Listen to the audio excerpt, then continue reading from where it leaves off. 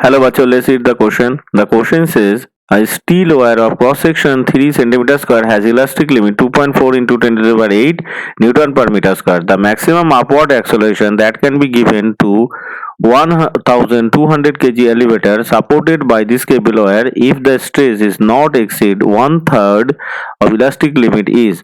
Take G equals to 10 meter per second square. Option A 12 meter per second square. Option B 10 meter per second square.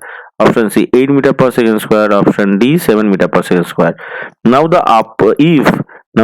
the upward acceleration is equals to A, then the force on the cable is equals to mass into G plus A. ये हो गया हमारा resultant acceleration. तो इसका value होगा 1200 into जी plus ए। अभी यहाँ पे जो इलास्टिक लिमिट है वो क्या है? इलास्टिक लिमिट यानी द मैक्सिमम फोर्स कितना होगा?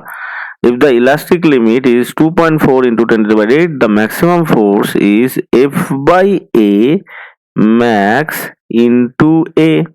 तो यहाँ पे जो मैक्सिमम फोर्स का वैल्यू निकल के आएगा कितना आएगा? 2.4 into 10 to the power 8 into area.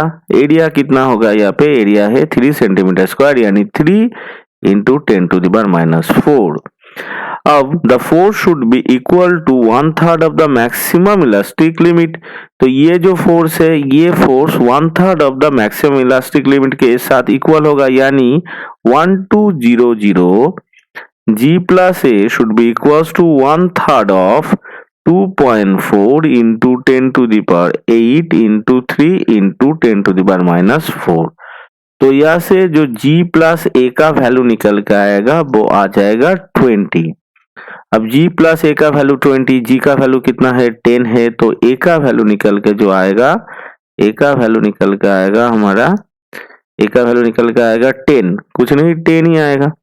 तो यहाँ से A का वैल्यू निकल के आ जाएगा 10 यानी the acceleration should be 10 metre per second square. तो ऑप्शंस को अगर हम देखें तो ऑप्शन बी जो है हमारा ऑप्शन से मैच हो रहा है। Hope you all understood it well. Best of luck. Thank you.